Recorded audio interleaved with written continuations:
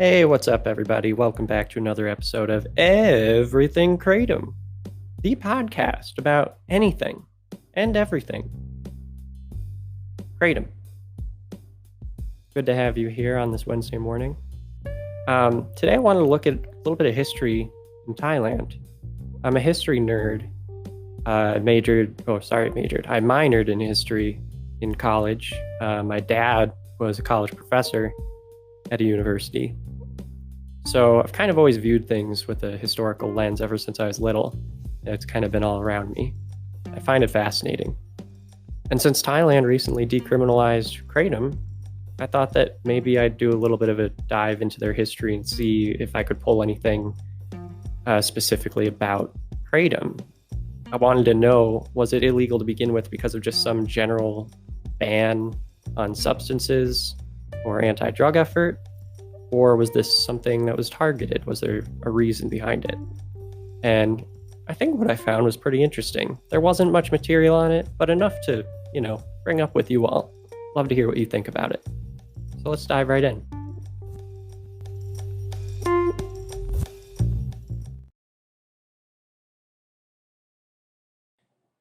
Going back to the early 1900s in Thailand, they didn't know it yet, of course, but they were coming to the end of the last of their absolute monarchs. They had a royal family, and they had, not just the army, but they also had a separate royal army as well. And a very deep and rich culture. Yes, Bangkok is a city of strange contrasts. If you should happen to go there on an official visit to the king, he'd send a parade of elephants like this, all dressed up in cloth of gold, down to the station to meet you. And you'd ride through the streets like an oriental potentate. But when you arrived at the palace, the king, who was educated at Oxford and speaks English just as well as you do, would probably turn on his radio and tune in on your old friends, Amos and Andy. They had this monarch at the time, Vajiravad, who was Western educated. He was the first monarch to be Western educated. And he adopted a law in 1913 that required all Thai people to adopt surnames. And he encouraged them to adopt clothing styles based on European models and to stop doing things that were really just traditionally Thai. And that actually included chewing betel nut, which chewing betel nut is kind of a habit of a huge portion of the world. Something like a tenth of the world's population chew betel nut, which is pretty wild because I didn't really know anything about betel nut before doing a bit of research about this.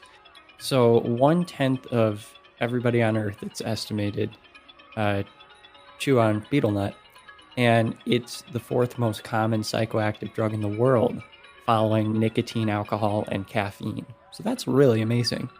In my research, I wasn't able to find anything about kratom being on the list of traditionally Thai habits that, he encouraged everyone to drop.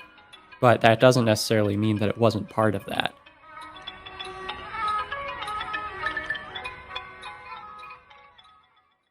So Vajiravad was also known for his splendor and extravagance and spending, and so his successor, who was his brother, inherited some financial issues, and he ended up having to order layoffs throughout government.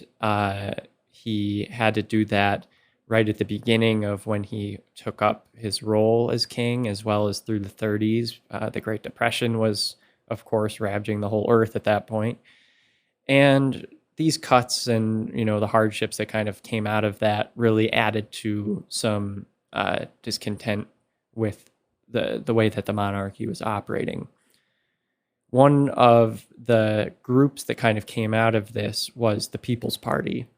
And it was based on, it's so many parallels to Chinese history in that, Western educated or leaning students end up changing the country through protest. And so that happened, I guess, in Thailand as well.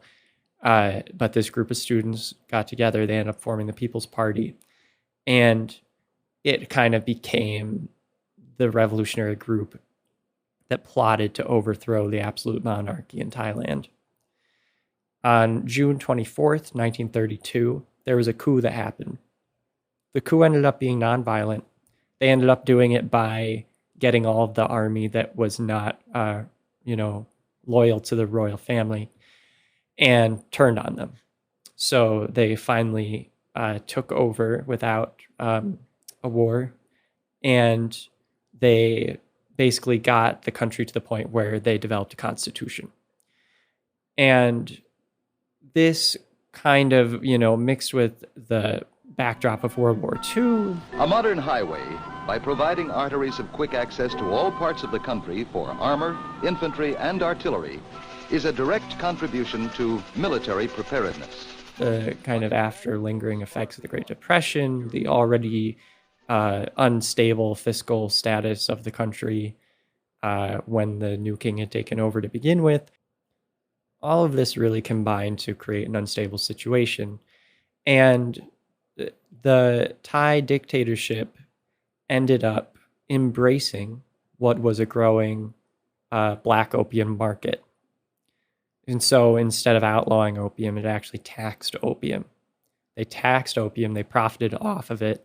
And the interesting thing about this, and this is where Kratom comes in, is that the opium farmers in Thailand, they're working all day, more than all day, and they are chewing kratom leaves. And kratom grows everywhere, in the jungle and out where they're working. They had access to these leaves. And so they could use these leaves to work, gave them energy, took away their pain from working, made it more bearable. Well, before long, kratom use spread across Thailand. And it seemed to be, better to use kratom than simply, waste away on opium. And opium was obviously rampant. So people started using kratom. And the government realized that they were losing money because of kratom. This is fascinating. They actually made that connection. There is a quote from a House of Representatives member from Lampang, where he says in a special meeting on January 7th, 1943, taxes for opium are high, while kratom is currently not being taxed. With the increase of those taxes, people are starting to use kratom instead, and this has had a visible impact on our government's income.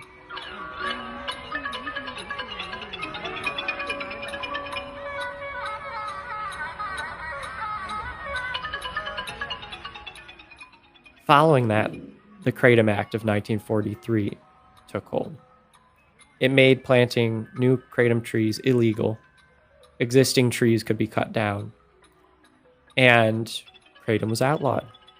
And there were stiff punishments as well for anyone who bothered to ignore those rules. However, people still were able to access kratom since it did grow naturally, and the tradition of using kratom never died. The laws remained unchanged until 36 years later with the Narcotics Act of 1979. It wasn't the biggest change on Earth, but it did update kratom as a Scheduled V classification, which I'm not quite clear on because it's still, in the eyes of the government, it was still illegal. But the schedule did change it a little differently, and it's kind of the beginning of the softening of rules and regulations on kratom in Thailand. So then you fast forward to 2018, the Thai government legalized kratom products for medical use. And just a few years later, now here we stand, it's been decriminalized. And as a result of this, there's a bit of retroactive action in the works. So up until now, possession of kratom has been punishable by up to 2 years in prison. But now a lot of pending criminal cases involving kratom are being dropped. And there are over 100 prisoners convicted of kratom crimes that are actually going to be released from prison. It is worth mentioning that it's still illegal in Thailand to mix kratom with other drugs.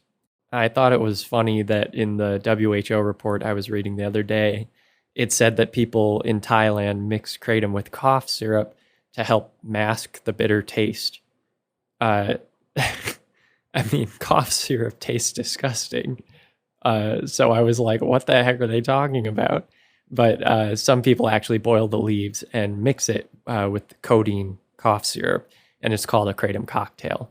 So if I had to guess, I think it's for the codeine, not the taste. Who knows? Maybe for the DXM in there too. But alas, that's where we stand now.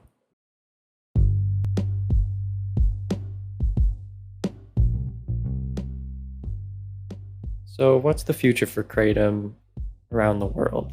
What's next? I don't know, but I'm sure glad to be along for the ride with you all, and I'm glad you're here too. So thanks so much for joining. There's a link to the Discord in the description, as well as a link to support this podcast if you feel so inclined. Even 99 cents would help. So really appreciate you listening and joining me on this Wednesday morning. Have a great day, everybody.